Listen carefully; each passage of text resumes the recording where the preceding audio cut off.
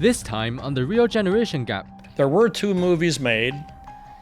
I really like the first movie better, and I'm going to tell you all the reasons why. Look at that scene. 1962, 2004. Which one of those guys would you rather be? The Manchurian Candidate, to me, sort of lost a little bit of its edge because I grew up during an age of paranoia. I grew up under increased... You don't remember McCarthyism. You grew up in an age of paranoia. I grew up during the Cold War. There was a Russian under every rock. But now I grew up in a post 9/11 era after the Patriot Act, under increased surveillance from the federal government, where any of us could be an enemy to ourselves, our people, the government.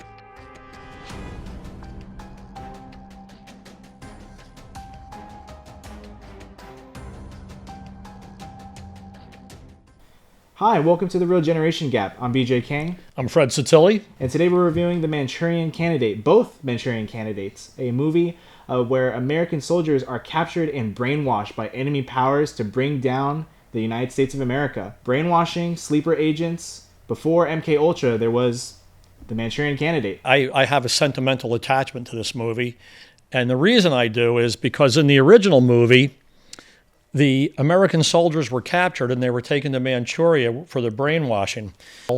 Many of you will recognize this. They gave this to people who fought in the Vietnam conflict and in Desert Storm as well. And my father was captured. Wow. In fact, he was wounded in combat. This is his Purple Heart. He was wounded 3 times in combat. And he was also a prisoner of war, and he was broke out of the prison, escaped the prison from his other buddies in the Special Forces. He was a strategic demolition man, Master Sergeant Dominic Satilli. He died, by the way, at the age of 26. I wonder what my life would have been had he not died. In fact, when I was born, he was being put back together from wounds in Walter Reed Hospital and came to see his son on a lower body cast, crutches and all that kind of stuff coming down the hall. It's horrifying to think that this kind of mind control and everything was being done all the way back then. The movie with Frank Sinatra was made in 1962 based on a book written before that. The author of the book based the book on information that he had gotten ostensibly from the military. So I wonder, how much did the Chinese do? How much did the Russians do? And how much did we do? Well, for one, we know for a fact that MK Ultra was a real CIA project that happened here in the United States. We were messing around to see what we could do with mind control, brainwashing, sleeper agents, and the such. Lots of LSD experiments. For a political thriller, it felt very science fiction-y to me. It felt very much like it was very heavy on the sort of logistics or science of how the brainwashing worked. A little gimmicky, in my opinion. I can see where you, at your age, would see the science fiction thing because everything was very elemental. The Chinese guy who was in charge of the whole thing, he laughed about it. It was a big joke to him, you know, and he was almost like Dr. Evil. Yeah. Right? And so what you're saying is it's got some merit there. He was so lighthearted about it. It's a real serious thing. They drilled a hole in the guy's head and put an implant in. At least they did in the 2004 version. They had these guys believing that they were at a garden party of rich women, and they had Shaw, he was the Manchurian Candidate, right? They had him strangle one of his buddies and then shoot another one in the context where they thought that they were in a flower show. And people were talking about hydrangeas. Like you said, a little science fiction-y, a little Buck Rogers almost. But for me, it was horrifying. I felt that this movie was incomparable to anything today in its sheer horrifying divulgence of government activity. Do you think there's a movie today that's would be a divulging of government horrors like this that would compare? I definitely think so. I think what came to mind when I was watching this movie was The Report with Adam Driver. I believe it came out in 2019. It was essentially Adam Driver's character is tasked by Senator Dianne Feinstein into the United States government's interrogation tactics that were being used after 9/11 while they were trying to find Al-Qaeda and Osama bin Laden. And it was very shocking because the United States, by reputation, does not torture. That's sort of a Nazi thing or a thing that you wouldn't really hear to come from us. So it was very shocking. People didn't think they were waterboarding people at Gitmo. Prison is brutal and horrible. I think this is kind of where the generation gap shows a bit, because the Manchurian Candidate to me sort of lost a little bit of its edge because I grew up during an age of paranoia. I grew up under increased. You don't remember McCarthyism. You grew up in an age of paranoia. I grew up during the Cold War. There was a Russian under every rock. We had the Red Menace. Let me put it this way. This movie very much comes from that Cold War era politics, Cold War era fears of like the enemy over there on the other side of, the world is trying to exert its influence or its control over us. But now I grew up in a post 9/11 era after the Patriot Act, under increased surveillance from the federal government, where any of us could be an enemy to ourselves, our people, the government. And so it's like now there's a paranoia of our own government, that our government today is trying to brainwash us. Right. And who is our government's agent doing that? It's the media. And here we are on YouTube, right? We know that we're being controlled. Mm-hmm. We know that our morals are being controlled. Our respect for authority is being controlled. Our patriotism is being controlled. It's pretty evil, isn't it? Yeah. So it's kind of interesting. Back then, when I was a boy, the enemy was attacking us, but now our own government does it. We have to ask ourselves a question, don't we? Mm-hmm. All this stuff is being put on us, right? All this property confiscation and everything. The line is blurred. Is it because our politicians are greedy and stupid and evil, or are they being controlled, with Epstein's Island and things like that? What do you think? You're the young guy now. What's your perspective? I think a lot of people in my generation feel that the enemy comes from within. The enemy is among us. It very much is from our own government. I don't believe personally that communism has penetrated our government, but I do believe that there are those within the government who are very much working towards their own self-interest or an agenda to establish more control. I mean, when you have judges that make $200,000 a year, they become a judge and they don't really have any assets, and a few years later have $15 million in the bank. That happens. That's happening. That's happening in all states. I think that a lot of that money is the fake money that they print. How we have these budgets that are $2 trillion in debt is because we're handing out all this fiat currency to all these people in the court system, legislature, corrupt military people, the military complex, all that. We're funding governments in other countries. It's way out of control, isn't it? Mm-hmm. I think when it comes to the 2004 Manchurian Candidate, what makes it different is that it seems like they were sort of going for a more globalism sort of route there, because the enemy in that one was like a transnational or transatlantic, just a big international corporation that was working from behind the scenes, special interest, not so much an enemy government, so to speak. That's why I said, like, in the 1962 version Manchurian Candidate, it was very much a product of its time, Cold War era. Yeah, it was much more narrow. Yes. And then when it comes to the 2004 Manchurian Candidate, it's more about, just elites in general. Much more global. Yeah. That's a good point. It's hard to know the enemy. When I was young, we knew who the enemy was. Yeah. They wore a different uniform. You could spot them. Everything was defined. You had a cat or a dog. Now, it's hard to know who the enemy is. It's hard to know. When you're in school, used to be the professors, they were educating you. Now they're indoctrinating you. Mm-hmm. So it's hard to really know who the enemy is and what their full agenda is. We have a real problem now with a cultural revolution. Our culture is being, I don't know if you want to use the word polluted, but let's say influenced. It's being influenced by all kinds of outside sources. Infiltrated? That's a better word. Right. It's being infiltrated, and we're not really sure why. Uncertainty about our own nature, our belief in God, or our own gender, or even our food supply. What's the good thing to eat and not. When I grew up, you knew what to eat. You knew what a balanced diet was. Now, you're not sure what to eat. Everything is bad. The genetically modified food, you could actually, when I was a kid, you could actually meet the cow that you were drinking the milk from. Yeah. Now you don't even know what country that cow's in. So I think the 2004 Manchurian Candidate really shows the shift in sort of like where the threat is sort of coming from. In 1962 was the communists, and then it's like what you said today. Today it's like the enemy could be anyone, and I guess maybe that's why I felt personally like the plot or the concept lost a bit of its edge, because the concept of those around us being infiltrated or manipulated mentally to work against us is... I don't think we want to name the Southern Poverty Law Center by name, but yeah. There's just entities that are just bad. And those organizations were heavily funded by somebody, right? Was it us? Was it foreign banks? Was it our interest in foreign banks? Was it foreign banks that we own, or was it foreign banks that own us? I'm not sure either. But there were 2 movies made. I really like the first movie better, and I'm going to tell you all the reasons why. Okay.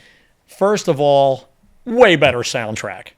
Fantastic composition work by an actual composer who made very high tension music when it was appropriate and made very compassionate music when it was appropriate. I thought the music styling in that movie really contributed to it and made it better. Another thing that I really liked was the glamour of the first movie. Janet Leigh, what a living doll. And the girl who played Rosie, let me see if I wrote her name, Leslie Parrish. Oh, Leslie Parrish played Jocelyn. Jocelyn, yeah. Jocelyn. Well, you could say Jocelyn or Jocelyn, but wow, what a goddess. What a goddess. Is she up there? Yeah, look at her. That's a really beautiful woman. Oh my God. Look at that scene. 1962, 2004. Which one of those guys would you rather be? I'll tell you what. I think it added a lot. I think in the older movie, the men were men and the women were women. And in the newer movie, guys were a little metro, women were a little dykey. And then my favorite woman in the whole thing, Angela Lansbury. What an evil, evil woman she was, and what a portrayal by Angela Lansbury. Her counterpart in the more modern movie was Meryl Streep. Meryl Streep, I felt like I was watching a Woody Allen movie. Angela Lansbury. It was definitely 2 different approaches to the character. Oh, and yeah. I agree with you. I liked Angela Lansbury's approach way more. It was much more conniving, almost diabolical, much more sort of mastermind, almost James Bond sort of villain going on there. Yeah, Meryl Streep was much more, just seemed like a manipulative sort of mother. There was much more of a focus on sort of that personal tie, instead of like Angela Lansbury's character very much feeling like a Bond's villain, which I won't lie, I enjoyed a bit more. Yeah, Bond villain's a good description. Meryl Streep, she was kind of like a high-powered Karen, where Angela Lansbury was a real, genuine mastermind. She was one of those behind-the-scenes people that really makes things happen, manipulates a whole bunch of men, and she had an agenda from the very beginning to the very, very end. Yeah. Now, one of the shocking things, it doesn't really matter to bring this up so much, but... That's where I felt like the story kind of lost me a bit in certain areas. The mother... is trying to promote her husband's political success, so she hires an assassin from the enemy powers to eliminate the opposition, and then the opposition is using sleeper agents to make these assassins, and this one turns out to be her son. Don't give it away. Usually I don't care about giving a spoiler alert, but the endings of these movies were different, and whereas the more modern one had a dynamite ending, the older one had an even better and more evil ending. Oh my God, I just was so much better. I actually would disagree with you there. I actually ended up liking the 2004 version's ending a lot more. Why is that? That's where the tension was supposed to be. The tension was leading up to that moment where he's about to assassinate the senator at the very end. And it felt very flat in the Manchurian Candidate to me, where in 2004... it was much more dynamic. There was a lot more tension. I felt that there was more drama. I mean, it was almost reminiscent to In the Line of Fire with Clint Eastwood for me. Okay. All right. I guess the viewers. Now this, once again, we always do the outro where we have the, be sure to like and subscribe and all that kind of stuff. But I really want to see the comments. I really want to know what people, if they like this one or that one. Now, it's, we make these videos, these reviews, but the people haven't seen the movie. So they can't really comment. They have to watch both movies. Yeah. Right? This is a big assignment on this one. They got to watch 2 movies. I really enjoyed doing this, comparing the two. This is the first time we've done this. It was a very good idea. We should also compare Denzel Washington's performance to Frank Sinatra's performance. Denzel Washington is a phenomenal actor, and Frank Sinatra. I'm usually skeptical of any sort of musical artist that goes into acting. I usually feel that they kind of skip the line there, and you take a sort of mediocre actor just because they already have pre-established fame. But Frank Sinatra actually did a whole lot better than I thought he would. But did he do better than Denzel Washington? You're asking me? Yeah. Because I'm a big fan of Denzel Washington. He's always good. He's always good. Exactly. He's the kind of actor where I believe the character. I believe he's the character. Yeah. It's not like Stallone where you look at him, you go, that's Stallone. Yeah. Right? You watch an Arnold Schwarzenegger, it's like, that's Arnold Schwarzenegger. You don't even know what the character is. You just... John Wayne was like that back in the day. It was a John Wayne movie. Yeah. But Denzel Washington did do a good job. He did do a good job. But Frank Sinatra knocked it out of the park. He really was impressive and not so identifiable. Mm-hmm.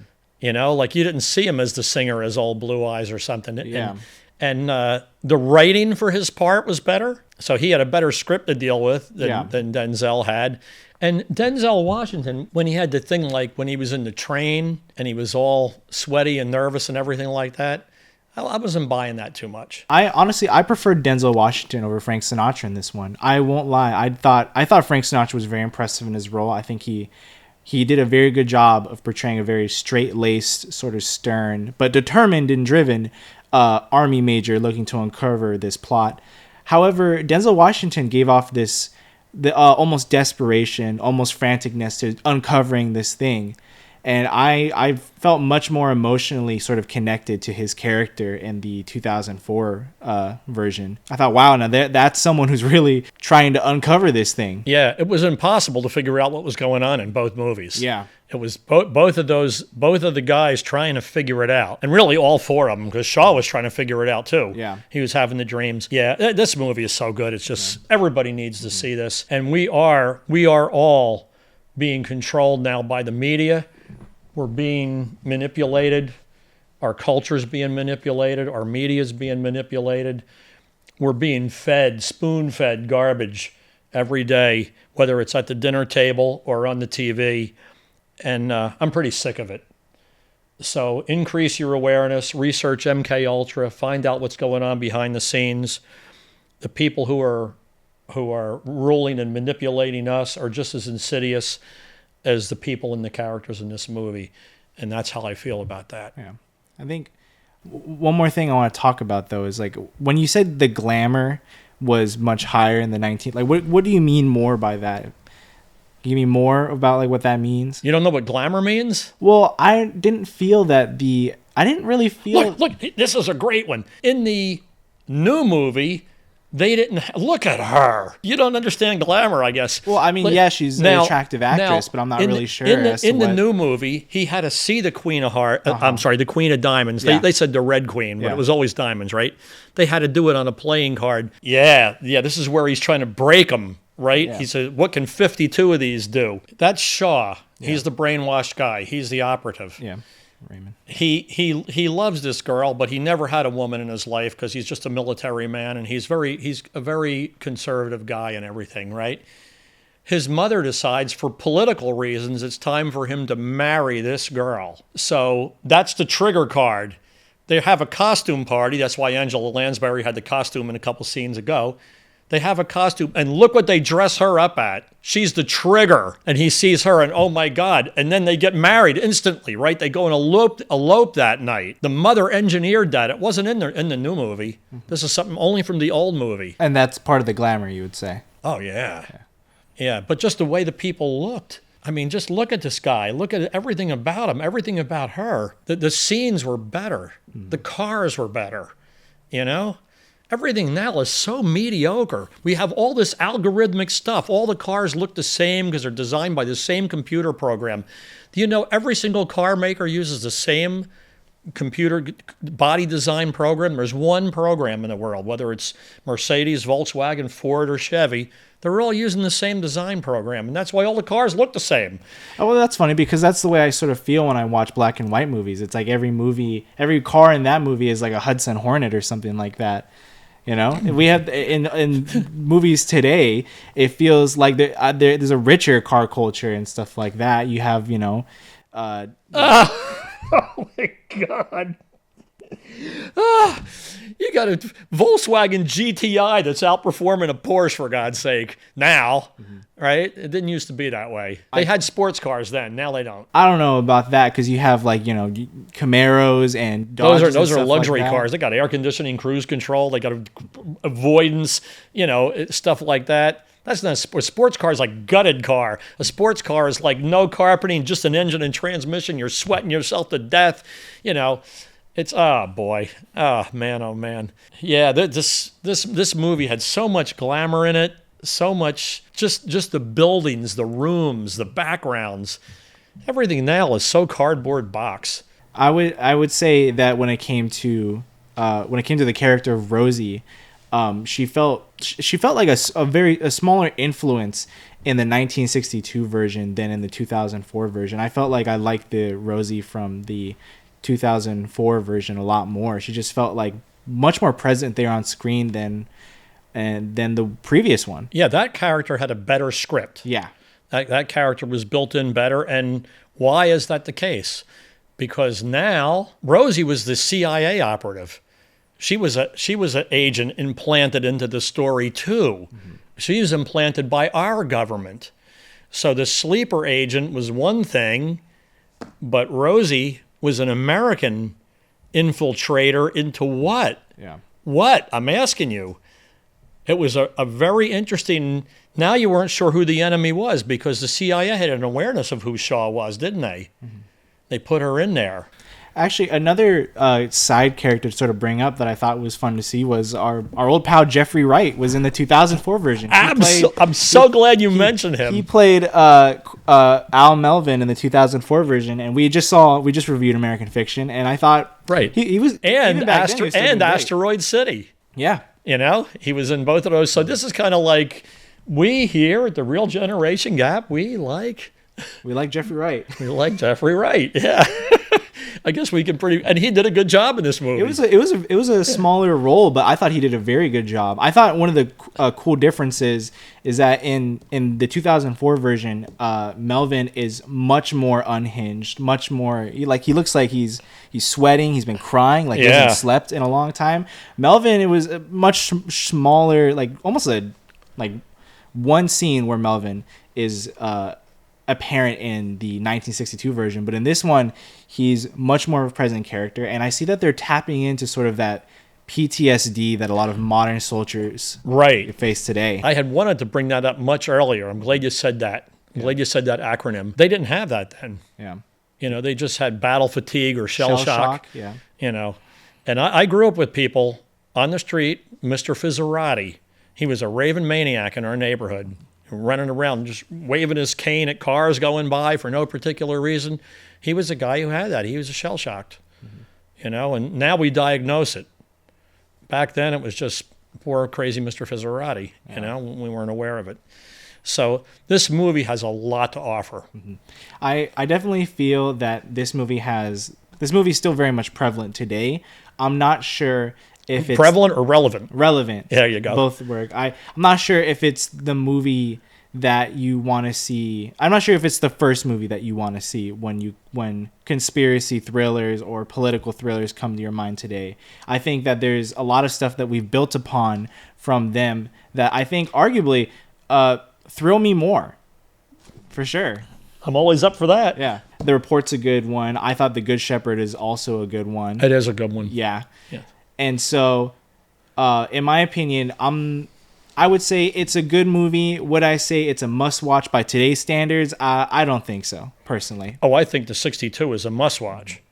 I think the later one is, sure, watch it. I think you should watch both of them, but 62 is the real deal. Yeah. That's the one that introduced this entire subject to America right in their, not in their living room because you had to go to the theater then, but I think it really was shocking for the American people, you know, just the way Dr. Strangelove was. And they were making those kind of movies then. This was even before that. I could definitely see how this is a classic. I can definitely see that this is sort of the where sort of a lot of today's political or even conspiracy or espionage thrillers take inspiration from. However, I think by today's standards, it doesn't hold up as much, and it could be a little bit harder to get through. So I would give the first Manchurian Candidate, the 1962 version, a 5. I would give it a 5 out of 10. Would I say it's a must-watch by today's standards? I'm not entirely sure. Would I say that you should watch it? Maybe. It depends. For the second one, the 2004 version, there are definitely aspects in which they try to do new stuff, and some of them are interesting. Other aspects are totally they just try to remake the movie, and it falls a little flat compared to the original. So I would give that an equal rating, a 5 as well, for trying to do something different. Some parts are interesting, arguably maybe even a little better from the original version, but ultimately, still kind of a remake there. You're just right in the middle with this. Yeah. I liked it a lot more. I have a sentimental attachment to the first movie. I think it's absolutely a great movie. I'll give it an 8, easily, 8 plus. The remake is also a good movie. I enjoyed watching it. It was a mere shadow of the original. So because I gave it an 8, I'll give the 2004 version a 6. Thank you for watching The Real Generation Gap. Which one did you like more? The 1962 version with Frank Sinatra or the 2004 version with Denzel Washington? Make sure to leave a comment down below telling us. Fred really wants to know. Thank you for watching.